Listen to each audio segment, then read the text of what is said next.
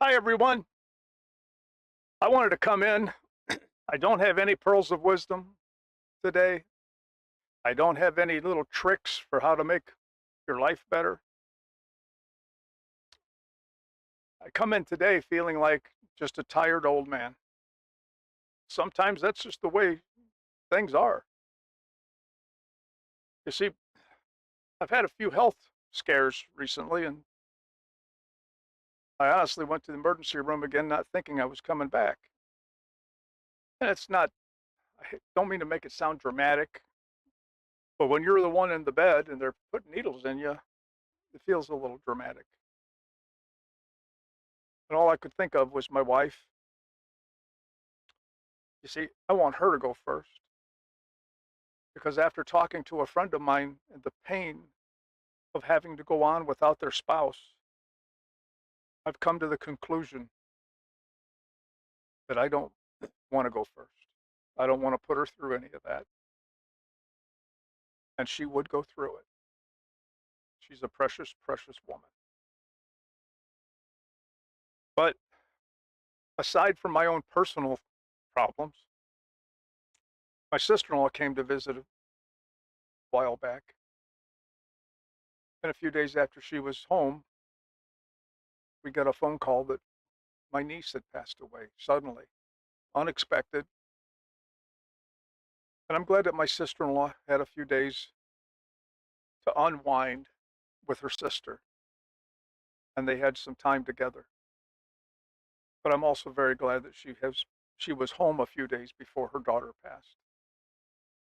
None of us know when that last hour is for us. And honestly, I don't think anyone really wants to know. We all go on with the thought that we're going to be the exception and we're going to be the ones that are going to live into 95, 100, 105. The reality is, statistically, that's not going to happen that way. But I'm not talking about our own mortality, but rather those of us that go on after family members pass. Because within a few days of my niece passing away, and I told her one time, I said, the great thing about being your uncle,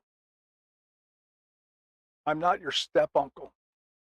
I'm your cousin's stepfather, but I'm not your step uncle.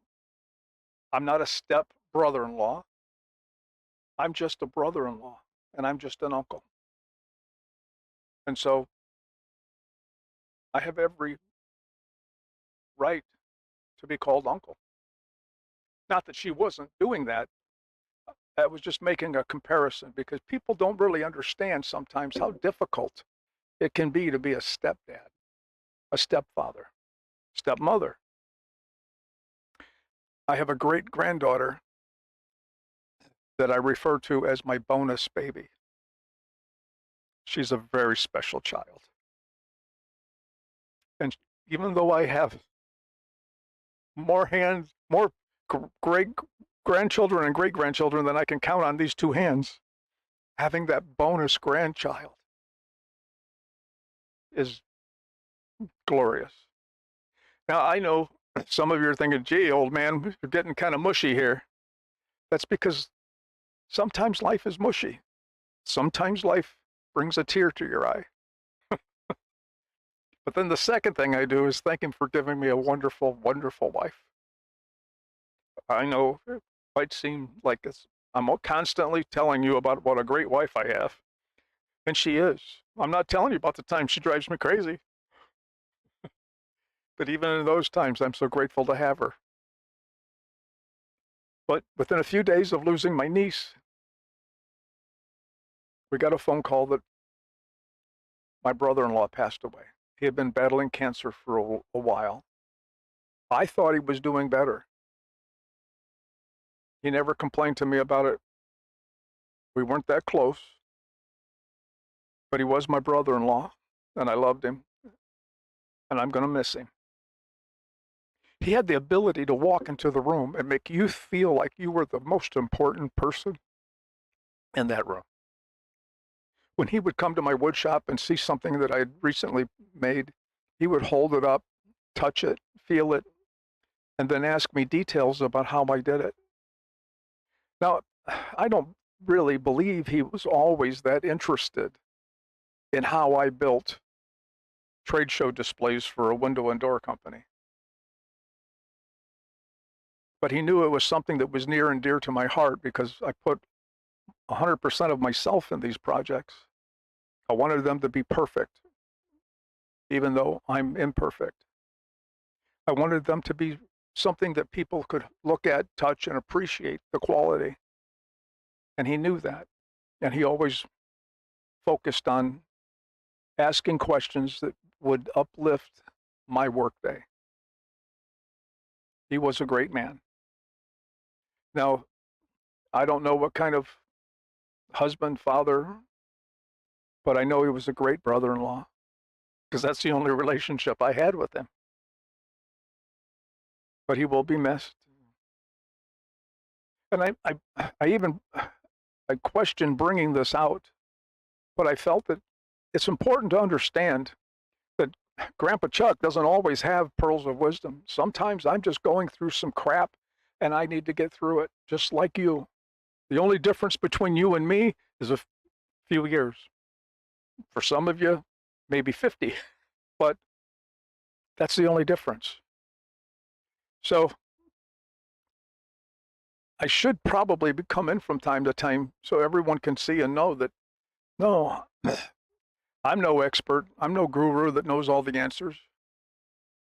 I'm just an old man with many children, grandchildren, and great-grandchildren. All of my kids are great. And sometimes I just have crap I'm working my way through. When life throws these things at you, and I've said many times that life is drama and agony with small periods of pure joy thrown in. And that is so true. We, as human beings, seem to focus on the bad things. But I just wanted to give you an update. Grandpa Chuck is still here. I just have kind of taken a back seat for a while to reassess things. And I think my channel going forward, you're going to see more videos of this nature instead of videos telling you 5 things to do to make your life better. Because the truth is there are no 5 things that are going to make your life better. You are going to make your life better if you so choose to do so. And that choice is 100% on your shoulders. I can come in with some tips from time to time, things that I've done that made me happy, things that I've done that didn't make me happy. Don't do these things. But the bottom line is, if you want to have a healthy, happy life, you have to build it. No one can build it for you. It's all on you. But the good news is you can have friends like me that would be more than happy to point you in the right direction. Share the tips of what the mistakes I've made so that you don't make them. All you have to do is leave a comment down below. Hit that like and share button too, by the way. And I'll answer you as fast as I see the message, and I'll try to help. Thanks for listening. I'm Grandpa Chuck. I'll see you in the next one. Bye now.